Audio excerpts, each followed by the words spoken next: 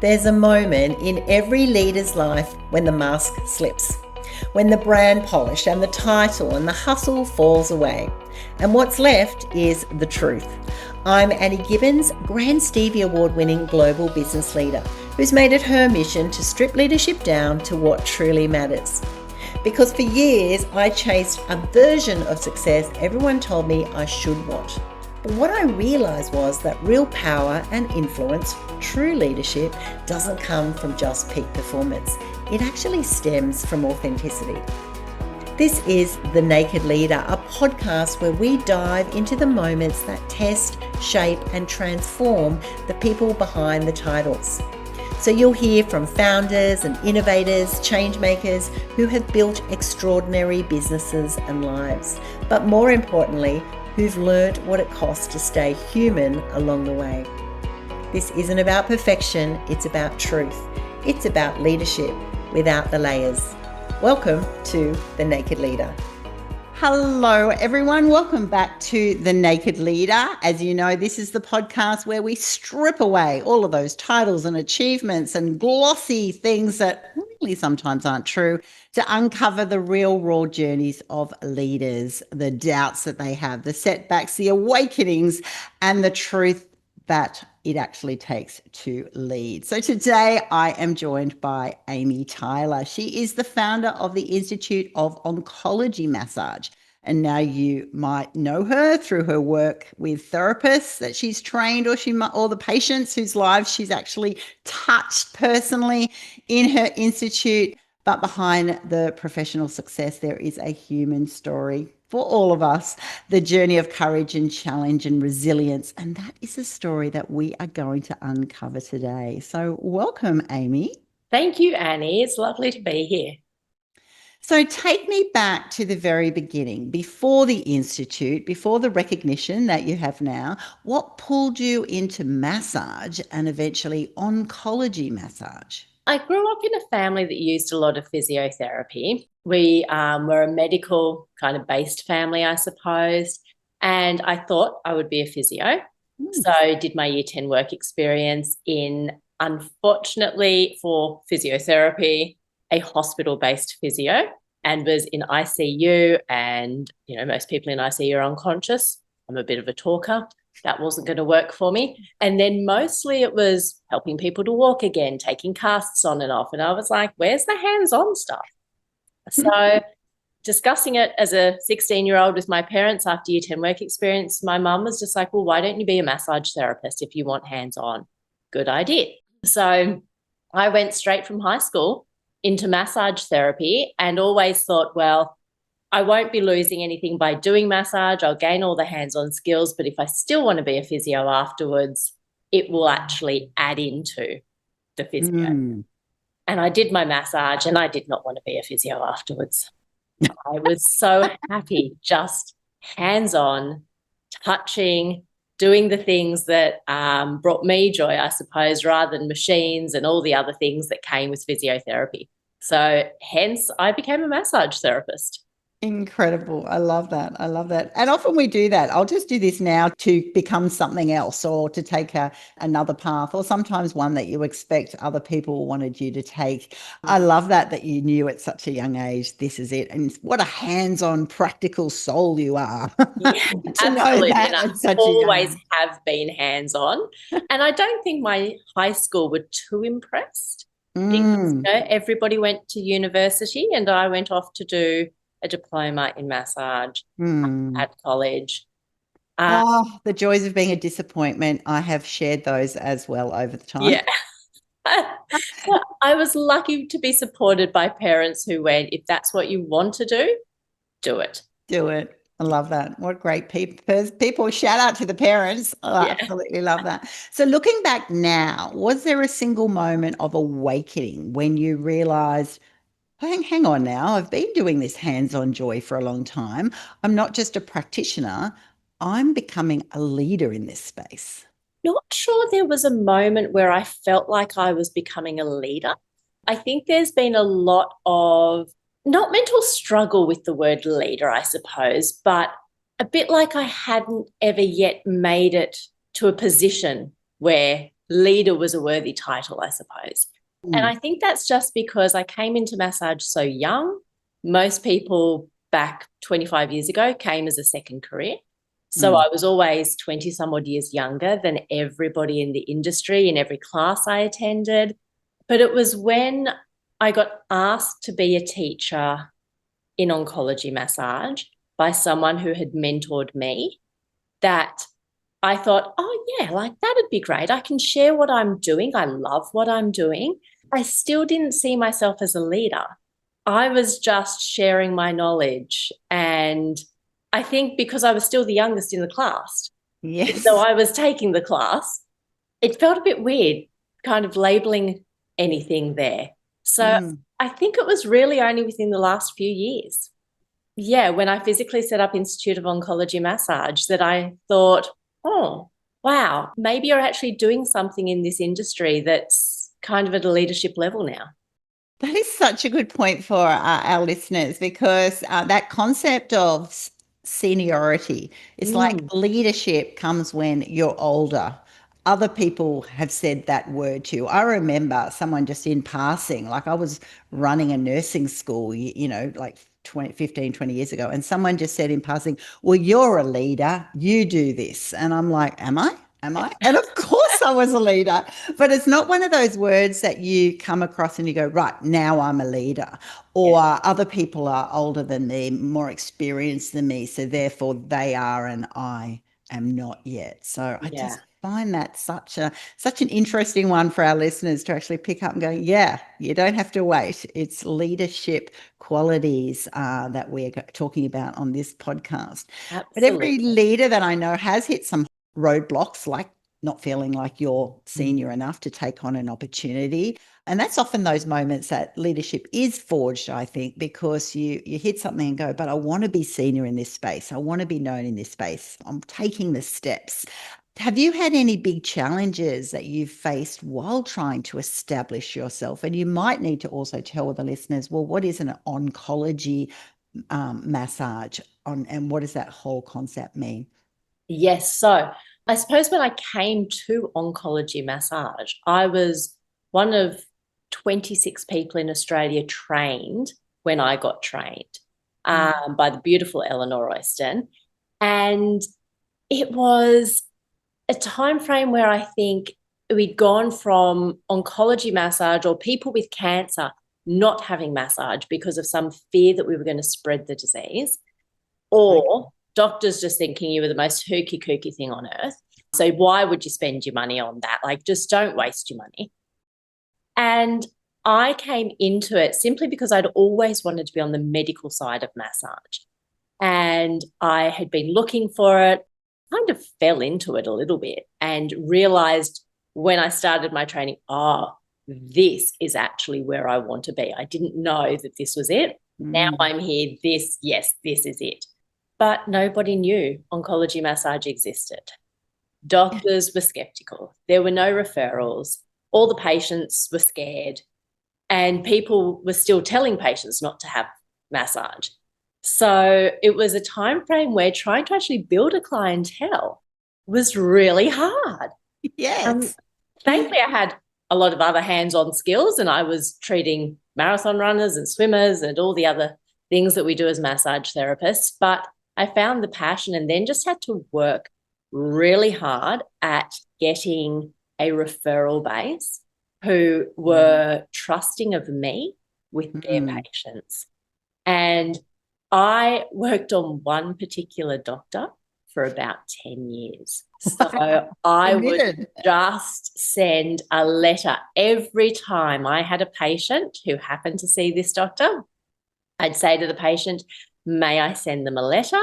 And very occasionally, I don't know how, my brochures would end up in their waiting room. And I might have tried to get them in there and I got blocked by admin and all the, left, right and centre. And then someone say, I got your brochure in the waiting room. And I think, I'm not sure how you got that. But anyway, fantastic. I'll write a letter and thank them for referring you, knowing full well they hadn't actually done a referral as such. And after 10 years of just stubbornly writing the letter, constantly, thanks for, referring this patient to me. These are the benefits they've received from treatment. If I can help anybody else. I got an invite by the secretary to go and have a coffee with the doctor so they could understand oncology massage a little bit more. And Brilliant. now they refer. So, what a brilliant story. I absolutely love that. I love your tenacity. yeah. And I also love Stubbornness. and stubbornness. And you know what? I'm all into this is why I love chatting with people of your caliber, because we're all in, right? It's kind of like, no, this is my space. This is when you're niche before people know the niche. Yes. And it's hard to explain that, but it also isn't easy. And this is part of that leadership quality. It's actually saying, no, it's lovely when you can get all those referrals and it just supports your business. And you happy to say in that conversation that you were getting business. It's not as if you weren't successful, but to actually identify, here's a niche, I'm going to claim it. But you then had to go the extra mile. You had to write the letters. You had to act probably more professional than others to stand out. You had to, have that X factor, whether you put the brochures there or you send your client back with the brochures to drop them back because they had a good time. Hello, magically something happens. Wow, wow, wow. When you had that conversation with the doctor, did it feel professional or were they still really just checking you out? 100% checking me out. I went in, it was just in their consult room. We didn't go for a coffee at a cafe or anything. We just went into the consult room, sat down, had a chat.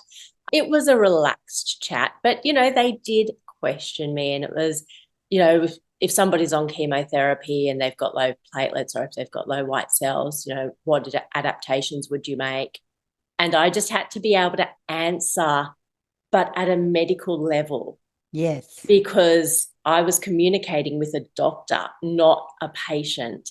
And that is very different. They want to know that you know your information, that you're not hesitant, but you're also not going to do any harm, and that you also know when not to but maybe work on a patient. Whereas patients, you can use very different language with. Yes. So, yes, it is very different. It wasn't daunting because I was 10 years in to that niche. And I was, much further into my actual massage career. And I had such a passion about what I was doing. I was already teaching in the industry.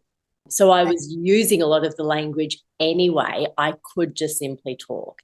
But I think that's one of the biggest challenges when people come into oncology massage is learning to navigate that medical system and use the language that they use. We need to enter at their level.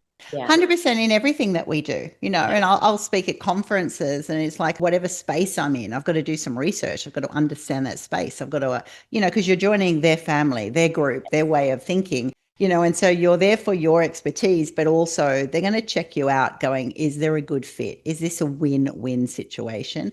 And particularly in an area like medicine, they're not there for them. They're there for their patient. Everyone is there for that patient and go, is the patient going to be better off by me referring to this person? It's a huge responsibility. So I actually think it's right that the doctors have you in for the powwow chat. Yes. But also what I hear in that conversation is that you were ready.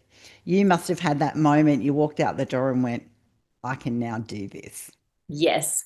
Absolutely. And if maybe like 10, 15 years earlier, I'd been invited in for that chat, I think I would have been really nervous. I'd have been just, oh my gosh, like what will I say? I don't know enough. If you ask me a question and I don't know the answer, what will I do? Whereas I was in a position when he asked me in to actually go in and have a very professional conversation and not be hesitant. Love it. Building the institute. Oh my goodness, congratulations. But I imagine that not everyone welcomed that idea. Who is this Amy? And suddenly she owns an institute of oncology massage. Like, that's a big thing. And like, how did it happen? And is she the right person? And is she old enough, wise enough? All those things. Yes. Did you meet that kind of resistance, that seniority rule, I used to call it, because I had that when I first became a head teacher in nursing, and other people used to say, well, how did you do something, that step when others should have done it before you?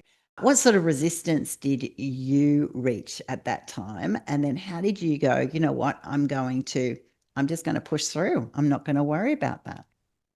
I think it was quite a changing moment because massage had always been hands-on, face-to-face. And COVID had hit, and we realized that there was another way of doing things. And in an industry where we weren't really open to having other ways of doing things, suddenly we had to be. And so it was during COVID times that I started to feel like there were other opportunities to me.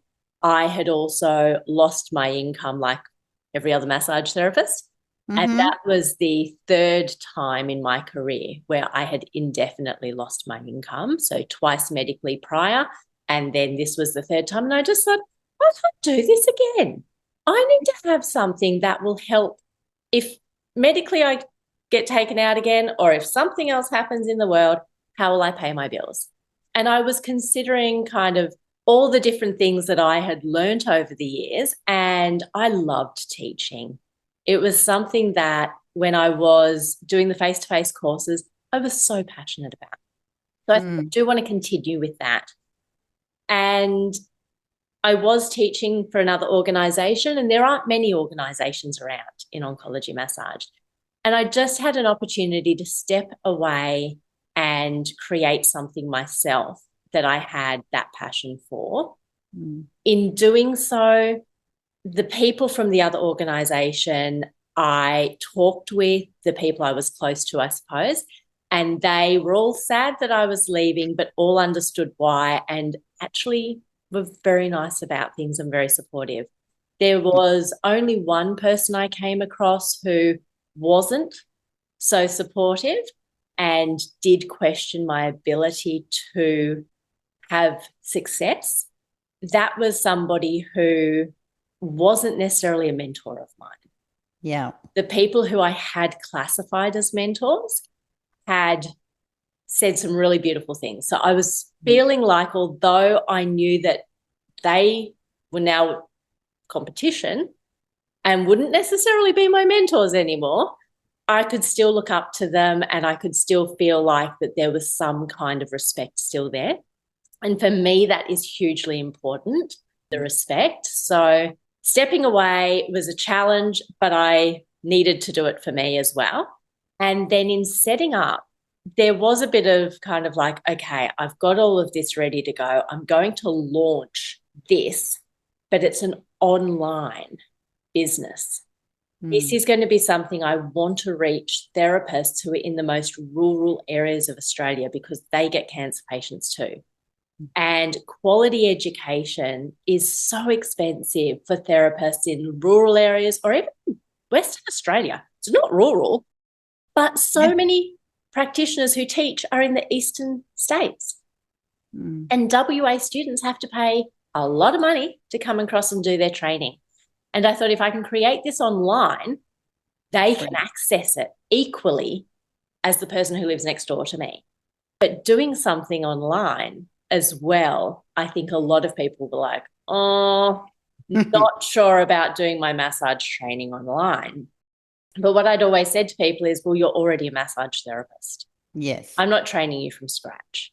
You've got great skills already that I can adapt. So I was lucky that although in the industry we had this, oh, we shouldn't be doing things online, COVID had allowed me that opportunity. And then there were opportunities from ATMS who had actually shown me that I could be a leader in the industry. I'd won the beautiful award with the ATMS Natural Medicine Practitioner of the Year, which came around that same time I was quietly setting things up. So I kind of felt like everything just aligned at the right time. There were a few challenges, and I think, again, possibly more in my own brain than actually from other people, of being still seen as young as opposed to the other people teaching all of these amazing things in our industry who go to conferences, present at conferences, and they've all had a similar time frame in the industry as me, 20 plus years, but are 10, 15, 20 years older. And they're seen as, you know, these people of wisdom in the industry that everybody wants to grab everything from. And I think, as I say, that was more my own issue than it was other people's. And we naturally gravitate to these people that have been in the industry for so long that we see everywhere. We want to grab as much information from them as possible to put into our clinic space because we know they're leaders in the industry. Yeah. So I think because it was early days for me, I wasn't well known, that challenge of being seen alongside these people was probably just an awkwardness in my brain because I didn't feel like I was at their level.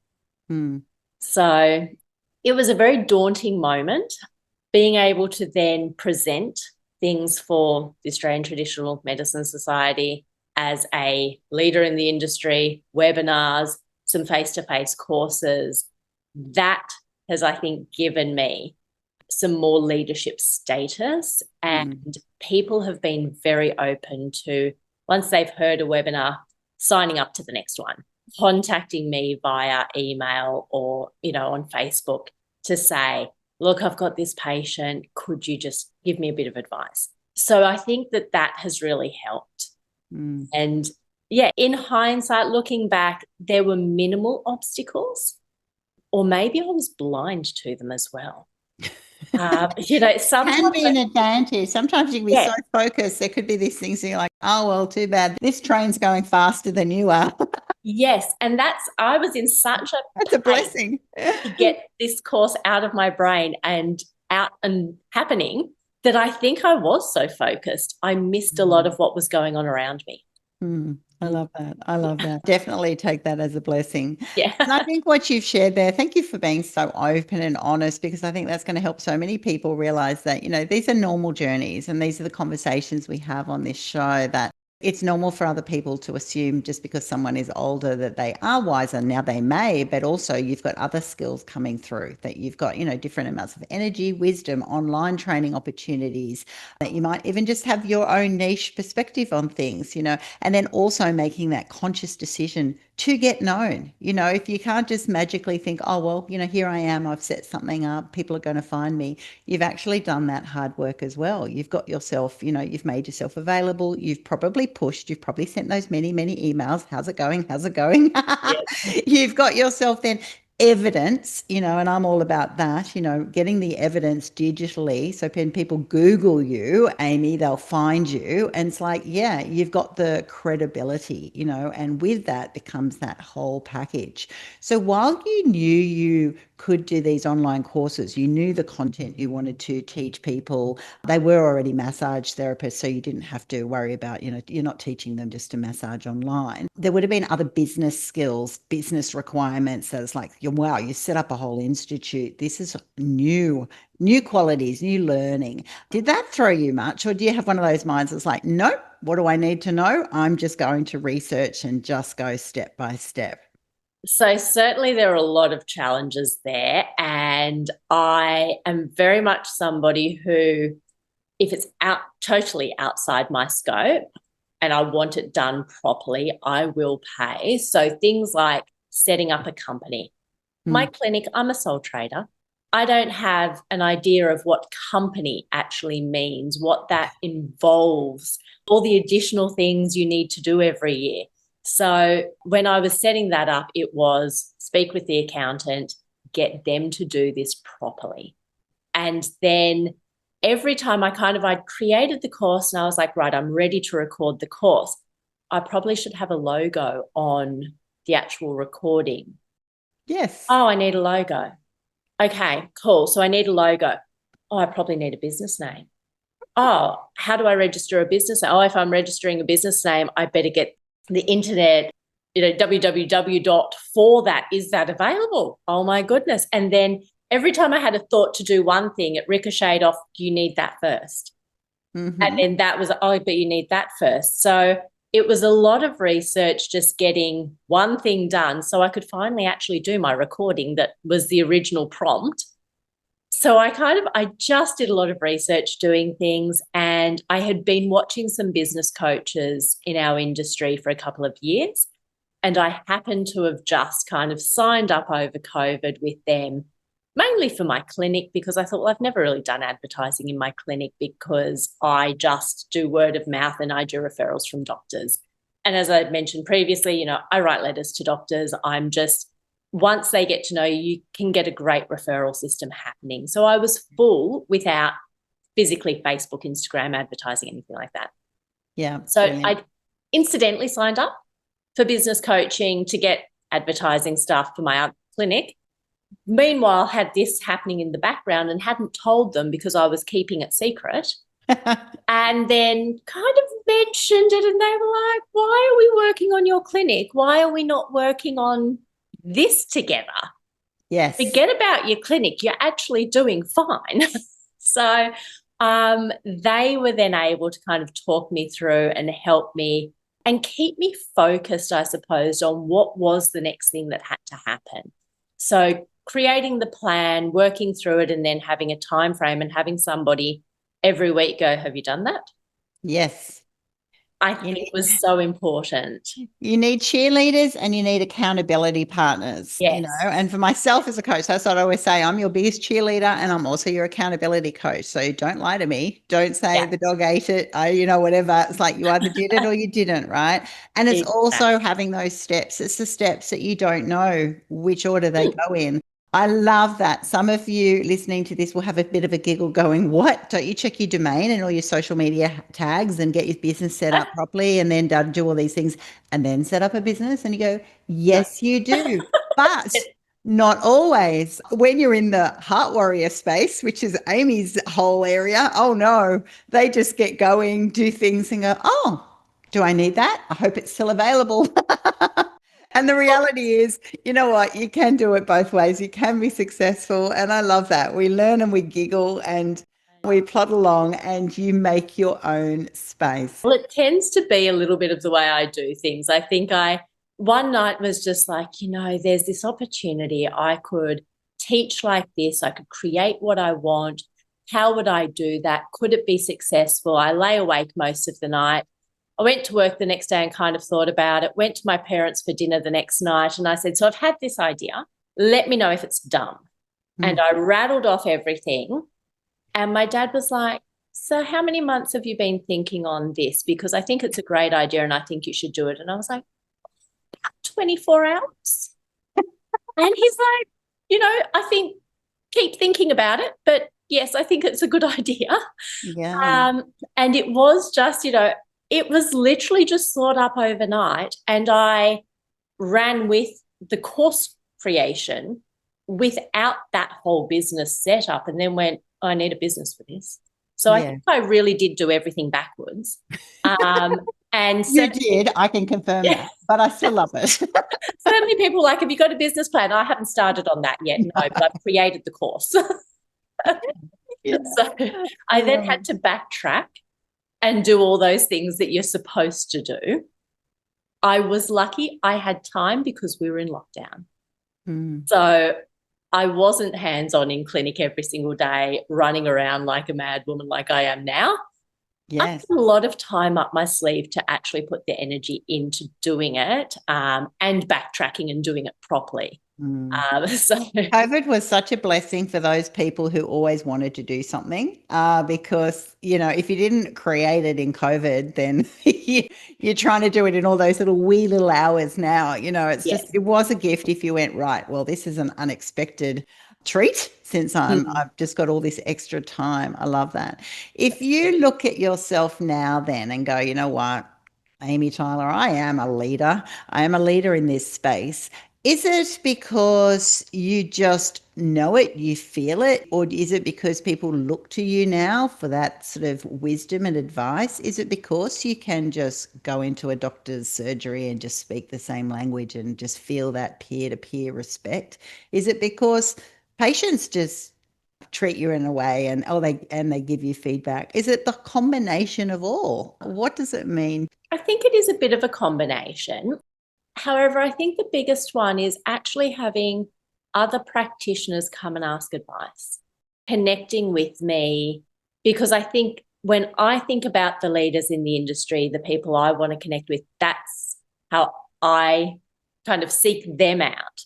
So that's what's probably made me feel like a leader in the industry, is actually the people in our industry kind of coming to me, having a chat, knowing me. If we're at a conference and I see people I've taught before, whether it's through my organization or the one I used to teach for, whether it's been just somebody I maybe trained with in a class that I was a student in 15 years ago, and we catch up and we have a bit of a chat. I think it's that recognition of you.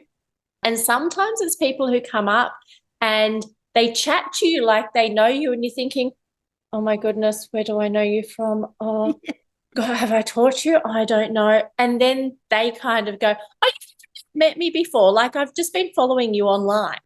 Yes. And you're like, oh, so we haven't actually met, but lovely to now. Yes, exactly. So I think that's probably the biggest thing. In clinic, I think the challenge is that what I do is still so unique. I am an oncology massage therapist, I'm a scar massage therapist, and I'm a lymphedema trained massage therapist. And I get to combine those three things. And I've created a bit of a unique blend of that. I did also do a sports therapies diploma back in the day, which gave me a lot of rehab treatment.